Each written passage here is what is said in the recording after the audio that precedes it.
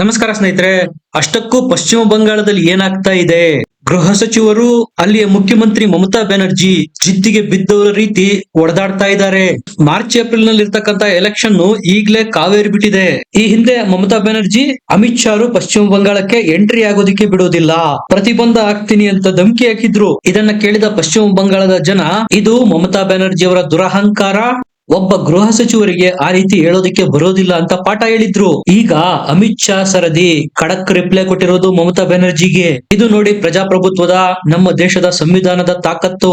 ಮನಸ್ಸು ಮಾಡಿದ್ರೆ ಅವರು ಮುಖ್ಯಮಂತ್ರಿ ಆಗಿರ್ಬೋದು, ಪ್ರಧಾನಿ ಆಗಿರ್ಬೋದು, ಸಚಿವರಾಗಿರ್ಬೋದು, ಮನೆಗೆ ನುಗ್ಗಿ ತಪಾಸಣೆ ಮಾಡುವ, ತನಿಖೆ ಮಾಡುವ ಅಧಿಕಾರ ಕೇಂದ್ರ ಸ್ವಾಯತ್ತ ಸಂಸ್ಥೆಗಳಿಗೆ ಇದೆ.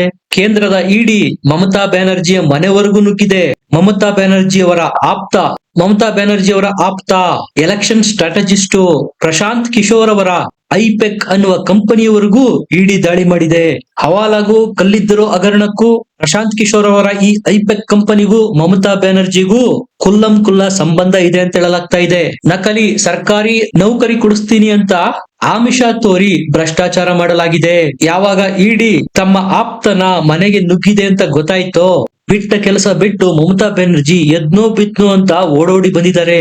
ಜವಾಬ್ದಾರಿಯುತ ಸ್ಥಾನದಲ್ಲಿರೋರು, ಮುಖ್ಯಮಂತ್ರಿಯಾಗಿರೋರು ಇಡಿ ರೈಡ್ ಮಾಡಿದಂತಹ ಸಂದರ್ಭದಲ್ಲಿ ಮಧ್ಯ ನುಗ್ಗಿ ಕೇಸ್ಗೆ ಸಂಬಂಧಿಸಿದ ಫೈಲ್ ಗಳನ್ನೆಲ್ಲ ಒತ್ಕೊಂಡು ಹೋಗಿದ್ದಾರೆ ಮಮತಾ ಬ್ಯಾನರ್ಜಿ. ಈಗ ಅಧಿಕಾರಿಗಳು ಮನಸ್ಸು ಮಾಡಿದ್ರೆ ಕರ್ತವ್ಯಕ್ಕೆ ಅಡ್ಡಿಪಡಿಸಿದ ಆರೋಪನ ದೀದಿ ಮೇಲೆ ಹೊರಿಸಿ ಜೈಲಿಗೂ ಹಟ್ಟಬಹುದು.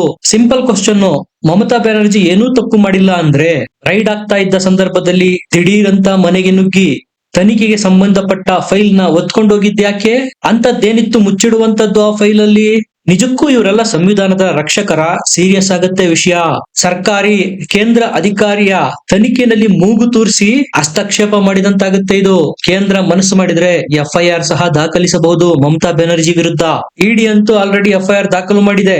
ನಾಳೆ ಕೋರ್ಟ್ ಅಲ್ಲಿ ಇದೇ ವಿಚಾರಣೆ ಸಹ ನಡೆಯಲಿದೆ. ಎಲೆಕ್ಷನ್ ಬಂದಾಗ್ಲೆಲ್ಲ ಮಮತಾ ಬ್ಯಾನರ್ಜಿ ಅವರ ಈ ರೀತಿಯ ಡ್ರಾಮಾಗಳು ಶುರುವಾಗುತ್ತೆ. ಕೇಸ್ ಹಾಕಿಸಿಕೊಂಡು ಜೈಲಿಗೆ ಹೋದಂತೆ ನಟಿಸಿ ಪಶ್ಚಿಮ ಬಂಗಾಳದ ಜನರಲ್ಲಿ ಅನುಕಂಪದ ಅಲೆಯನ್ನು ಸೃಷ್ಟಿ ಮಾಡಿ 4ನೇ ಬಾರಿಗೆ ಗೆಲ್ಲೋದೇನಾದ್ರೂ ಮಮತಾ ಬ್ಯಾನರ್ಜಿ ಅವರ ಮಾಸ್ಟರ್ ಪ್ಲಾನ? ಮಮತಾ ಬ್ಯಾನರ್ಜಿ ಅವರು ಹೇಳೋದೇನು, ಬಿಜೆಪಿ ಅವರು ನನ್ನನ್ನ ರಣರಂಗದಲ್ಲಿ ಎದುರಿಸ್ಲಿ, ನನ್ನ ಆಪ್ತರ ಮನೆಗಳ ಮೇಲೆ ಇಡಿ ದಾಳಿ ಮಾಡಿಸೋದು ಯಾಕೆ? ಸರಿ, ಇವರು ತಪ್ಪೇನೂ ಮಾಡಿಲ್ಲ ಅನ್ನೋದಾದ್ರೆ ಇಡಿನಾದ್ರೂ ದಾಳಿ ಮಾಡ್ಲಿ, ಸಿಬಿಐನಾದ್ರೂ ದಾಳಿ ಮಾಡ್ಲಿ, ಬಂದದ್ದೆಲ್ಲ ಬರ್ಲಿ, ಮೋದಿ ಮತ್ತು ಅಮಿತ್ ಶಾ ಅದೆಷ್ಟೇ ಕಷ್ಟ ಕೊಡ್ಲಿ, ನನಗೆ ಜನರ ಆಶೀರ್ವಾದ ನನ್ನ ಮೇಲಿದೆ ಅಂತಾನು ಹೇಳ್ಬೋದಾಗಿತ್ತು ಮಮತಾ ಬ್ಯಾನರ್ಜಿ ಅವರು. ಎಲ್ಲೋ ಒಂದ್ ಕಡೆ ಕೋಲ್ ಕೊಟ್ಟು ಒಡೆಸಿಕೊಂಡಂತೆ ಇದು. ಬಿಜೆಪಿ ಅವರ ಟ್ರ್ಯಾಪ್ ನಲ್ಲಿ ಪಕ್ಕಾ ದೀದಿ ಬಿದ್ದು ವಿಲವಿಲ ಅಂತ ಒದ್ದಾಡ್ತಾ ಇದ್ದಾರೆ. ಈಗ ಕೇಂದ್ರ ಗೃಹ ಸಚಿವರಿಗೆ ಹೋಟೆಲ್ ನಲ್ಲೇ ನಿನ್ನನ್ನ ಬಂದಿಯಾಗಿಸ್ತೇನೆ, ಅದೆಂಗೆ ಹೊರಗೆ ಬರ್ತೀಯಾ ಬಾ ಅಂತ ಧಮಕಿ ಹಾಕಿದ್ರು ಮಮತಾ ಬ್ಯಾನರ್ಜಿ. ಇವರು ಭಾರತದ ಒಂದು ರಾಜ್ಯ ಪಶ್ಚಿಮ ಬಂಗಾಳದ ಮುಖ್ಯಮಂತ್ರಿ ಅನ್ನೋದನ್ನೇ ಮರ್ತಂತಿದ್ಯಾ? ಇವ್ರೇನಾದ್ರೂ ನಾನು ಸಪರೇಟ್ ದೇಶದ ನಾಯಕಿ ಅಂದ್ಕೊಂಡ್ಬಿಟ್ಟಿದಾರಾ? ಯಾಕಂದ್ರೆ ಇವರ ನಡವಳಿಕೆಗಳು ಅದೇ ರೀತಿ ಇದಾವೆ ಅಂತ ಜನ ಮಾತಾಡ್ಕೊಳ್ತಾ ಇದ್ದಾರೆ. ಪ್ರಧಾನಿ ಮೋದಿ ಮತ್ತು ಗೃಹ ಸಚಿವ ಅಮಿತ್ ಶಾರಿಗೆ ದುರ್ಯೋಧನ, ದುಶ್ಯಾಸನ ಅಂತಾನು ಸಹ ಅಂದ್ಬಿಟ್ರು ದೀದಿ. ಕೂಡಿ ಹಾಕಿ ಬಿಡ್ತೇನೆ, ಅದೆಂಗೆ ಹೊರಗೆ ಬರ್ತೀಯಾ, ಹೊರಗೆ ಬಾ, ಪಶ್ಚಿಮ ಬಂಗಾಳಕ್ಕೆ ಕಾಲಿಡೋದಕ್ಕೆ ಬಿಡೋದಿಲ್ಲ, ಈ ರೀತಿಯ ಧಮಕಿಗಳನ್ನು ಹಾಕಿದ್ರು ಕೇಂದ್ರ ಗೃಹ ಸಚಿವರಿಗೆ. ತನಿಖೆ ಅದರ ಪಾಡಿಗೆ ಅದಾಗತ್ತೆ, ಮಧ್ಯಪ್ರವೇಶ ಮಾಡೋದು ಯಾಕೆ? ಪಶ್ಚಿಮ ಬಂಗಾಳದಲ್ಲಿ ಹಿಂದೂಗಳ ವಿರುದ್ಧ ದೌರ್ಜನ್ಯಗಳಾದಾಗ, ಹತ್ಯೆ ಆದಾಗ ಸಂವಿಧಾನ ನೆನಪಾಗೋದಿಲ್ಲ, ಪ್ರಜಾಪ್ರಭುತ್ವ ನೆನಪಾಗೋದಿಲ್ಲ ಮಮತಾ ಬ್ಯಾನರ್ಜಿ ಅವರಿಗೆ ಅಂತ ದಾಳಿಗಳನ್ನು ಮಾಡ್ತಾ ಇದೆ ಬಿಜೆಪಿ. ಭ್ರಷ್ಟಾಚಾರ ಮಾಡಿ ರೆಡ್ ಹ್ಯಾಂಡ್ ಆಗಿ ಸಿಕ್ಕಿ ಹಾಕಿಕೊಂಡಾಗ ಯಾವುದೇ ಸಂವಿಧಾನ, ಪ್ರಜಾಪ್ರಭುತ್ವದ ನೆನಪು ಮಮತಾ ಬ್ಯಾನರ್ಜಿ ಅವರಿಗೆ ಆಗೋದಿಲ್ಲ ಅನ್ನೋದು ಬಿಜೆಪಿ ಅವರು ಮಾಡೋ ಆರೋಪ. ಮಮತಾ ಬ್ಯಾನರ್ಜಿ ಪ್ರತಿ ಆರೋಪ ಮಾಡೋದೇನು, ಅಮಿತ್ ಶಾ ಮತ್ತು ಮೋದಿ ವಿನಾಕಾರಣ ನನಗೆ ಕಿರುಕುಳ ಕೊಡ್ತಾ ಇದ್ದಾರೆ, ನಮ್ಮ ಪಕ್ಷಕ್ಕೆ ಸಂಬಂಧಿಸಿದ ದಾಖಲೆಗಳನ್ನ ಹೊತ್ತೊಯ್ಯೋದಕ್ಕೆ ಪ್ರಯತ್ನ ಮಾಡ್ತಾ ಇದ್ದಾರೆ ಅಂತ ಆರೋಪ. ಆದ್ರೆ ಫೈಲ್ಗಳ ಮೇಲಿದ್ದು ಪಶ್ಚಿಮ ಬಂಗಾಳದ ಸರ್ಕಾರ. ನಿಮ್ಮ ಪಕ್ಷದ ಫೈಲ್ಗಳಾಗಿದ್ರೆ ಪಶ್ಚಿಮ ಬಂಗಾಳ ಸರ್ಕಾರ ಅಂತ ಯಾಕೆ ಫೈಲ್ಗಳ ಮೇಲಿರ್ಬೇಕು ಅಂತ ಪ್ರಶ್ನೆ ಕೇಳಲಾಗ್ತಾ ಇದೆ. ಸರ್ಕಾರ ಯಾವುದೋ ಅಕ್ರಮದಲ್ಲಿ ಭಾಗಿಯಾಗಿರ್ಬೇಕು, ಅದನ್ನು ಮುಚ್ಚಿಡೋದಕ್ಕೋಸ್ಕರ ಇಡಿ ರೈಡ್ ಮಧ್ಯೆನೆ ಮಮತಾ ಬ್ಯಾನರ್ಜಿ ಬಂದು ಫೈಲ್ಗಳನ್ನು ಹೊತ್ತೊಯ್ದ್ರ? ಬಿಜೆಪಿ ಅವರು ಈ ಬಾರಿ ಮಮತಾ ಬ್ಯಾನರ್ಜಿ ಅವರನ್ನ ಸುಲಭವಾಗಿ ಬಿಟ್ಟಂತೆ ಕಾಣೋದಿಲ್ಲ. ಯಾಕಂದ್ರೆ ಈ ಬಾರಿ ಬರೀ ಭ್ರಷ್ಟಾಚಾರದ ಪ್ರಕರಣಗಳಲ್ಲೇ ಮಮತಾ ಬ್ಯಾನರ್ಜಿ ಹೆಸರು ಜಾಸ್ತಿ ಕೇಳಿ ಬರ್ತಾ ಇರೋದು. ಕಮ್ಯುನಿಸ್ಟರ ನಂತರ ಮಮತಾ ಬ್ಯಾನರ್ಜಿಗೆ ಚಾಲೆಂಜ್ ಹಾಕುವವರೇ ಇರ್ಲಿಲ್ಲ ಪಶ್ಚಿಮ ಬಂಗಾಳದಲ್ಲಿ. ಕಳೆದ ಚುನಾವಣೆಯಿಂದ ಬಿಜೆಪಿ ಚಿಗುತುಕೊಂಡಿದೆ. ಎಲೆಕ್ಷನ್ ಕಮಿಷನ್ ಅಂತೂ ಮಿಸ್ ಕಾಡೋದಕ್ಕೂ ಬಿಡ್ತಾ ಇಲ್ಲ ಮಮತಾರಿಗೆ. ಸ್ನೇಹಿತರೆ, ಇವರೇನು ತಪ್ಪು ಮಾಡಿಲ್ಲ ಅನ್ನೋದೇ ಆದ್ರೆ ಕಾನೂನು ಕೈಗೆತ್ಕೊಳ್ಳೋ ಅವಶ್ಯಕತೆ ಇರಲಿಲ್ಲ. ಇಡಿ ಅವರು ಅವ್ರ ಕೆಲಸ ಮಾಡೋದಕ್ಕೆ ಅವ್ರಿಗೆ ಬಿಟ್ಟು ವಿನಾಕಾರಣ ನನಗೆ ತೊಂದರೆ ಕೊಡ್ತಾ ಇದ್ದೀರಾ ಅಂತೇಳಿ ಹೈಕೋರ್ಟ್ಗೆ ಹೋಗ್ಬೋದಾಗಿತ್ತು ಮಮತಾ ಬ್ಯಾನರ್ಜಿ ಅವರು. ಮತ್ತೊಂದು ಶಸ್ತ್ರಾಸ್ತ್ರ ಸಿಕ್ಬಿಟ್ಟಿದೆ ಬಿಜೆಪಿ ಅವ್ರ ಕೈಲಿ. ಮಮತಾ ಬ್ಯಾನರ್ಜಿ ಅವರೇ ಬೇಕಂತ ಬಾಂಗ್ಲಾದೇಶದ ಬಾರ್ಡರ್ ನ ಸೀಲ್ ಮಾಡೋದಿಕ್ಕೆ ಬಿಡ್ತಾ ಇಲ್ಲ, ತಂತಿ ಬೇಲಿ ಹಾಕೋದಿಕ್ಕೆ, ಫೆನ್ಸಿಂಗ್ ಮಾಡೋದಿಕ್ಕೆ ಬಿಡ್ತಾ ಇಲ್ಲ, BSF ಗೆ ಬೇಕಾದಂತಹ ಜಮೀನನ್ನ ಮಂಜೂರು ಮಾಡ್ತಾ ಇಲ್ಲ ಅನ್ನೋದು ಬಿಜೆಪಿ ಅವರು ಮಾಡುವ ಆರೋಪ.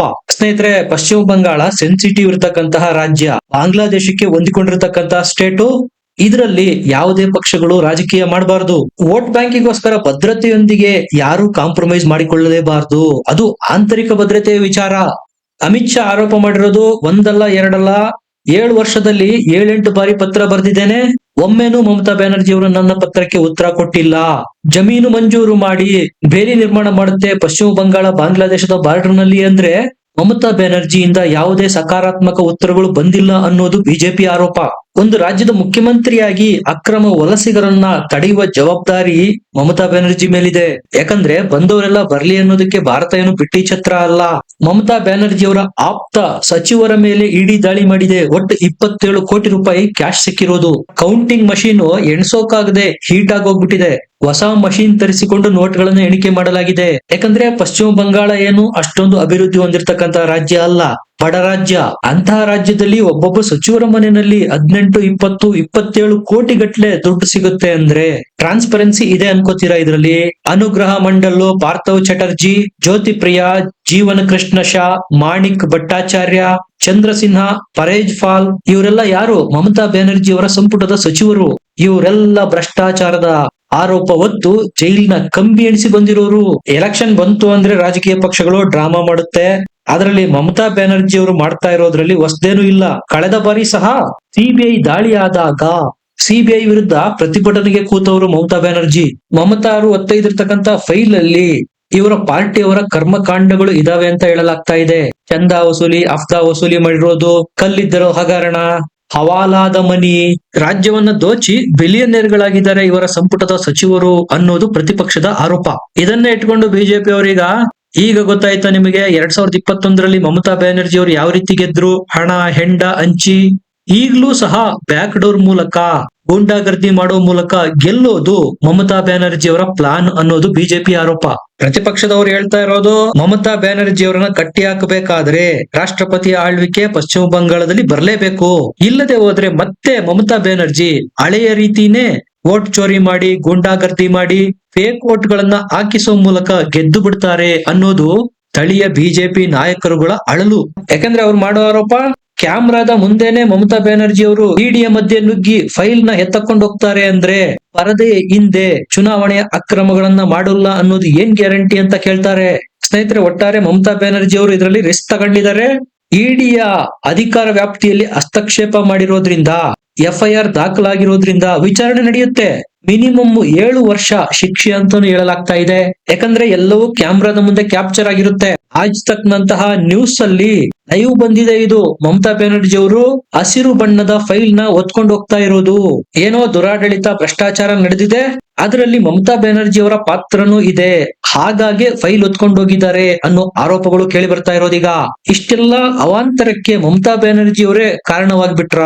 ಸಿಂಪಲ್ ಮಾಡ್ಬೋದಾಗಿತ್ತು ಮಮತಾ ಬ್ಯಾನರ್ಜಿ ಅವರು. ಇಡಿ ಅವರು ನನ್ನ ಮೇಲೆ ದೌರ್ಜನ್ಯ ಮಾಡ್ತಾ ಇದ್ದಾರೆ ಅಂತ ಪ್ರತಿಭಟನೆಗೆ ಬೇಕಾದ್ರೆ ಕೂರ್ಬೋದಾಗಿತ್ತು. ಮೋದಿ ಅಥವಾ ಗೃಹ ಸಚಿವ ಅಮಿತ್ ಶಾಗೆ ಪತ್ರ ಬೇಕಾದ್ರೂ ಬರಿಬೋದಾಗಿತ್ತು. ಕೋರ್ಟ್ ಇದೆ, ಕೋರ್ಟ್ ಬಾಗಿಲು 24/7 ತೆರೆದಿರುತ್ತೆ. ಹೈಕೋರ್ಟ್ಗೆ ಹೋಗ್ಬೋದಾಗಿತ್ತು, ಬೇಡ ಅಂದ್ರೆ ಸುಪ್ರೀಂ ಕೋರ್ಟ್ಗೆ ಹೋಗ್ಬೋದಾಗಿತ್ತು. ಆದ್ರೆ ಇದು ಮಾಡದೆ ಅನಾಹುತನ ಮಮತಾ ಬ್ಯಾನರ್ಜಿ ಮೈ ಮೇಲೆ ಹೇಳ್ಕೊಂಡು ಕೂತಿದ್ದಾರೆ. ಆರೋಪ ಮಾತ್ರ ಸಿಕ್ಕಾಪಟ್ಟೆ ಗಂಭೀರ ಆಗಿದೆ. ಹಾಗಾಗಿ ನಾನು ಹೇಳಿದ್ದು ಮಮತಾ ಬ್ಯಾನರ್ಜಿ ಅವರಿಗೆ ಶಿಕ್ಷೆನೂ ಆಗಬಹುದು. ಇದರ ಬಗ್ಗೆ ನಿಮ್ಗೆ ಏನ್ ಅನ್ಸುತ್ತೆ? ಕಮೆಂಟ್ ಮಾಡಿ, ಲೈಕ್ ಮಾಡಿ, ಚಾನಲ್ ನ ಸಬ್ಸ್ಕ್ರೈಬ್ ಮಾಡಿ. ಮತ್ತೆ ಸಿಗೋಣ. ನಮಸ್ಕಾರ.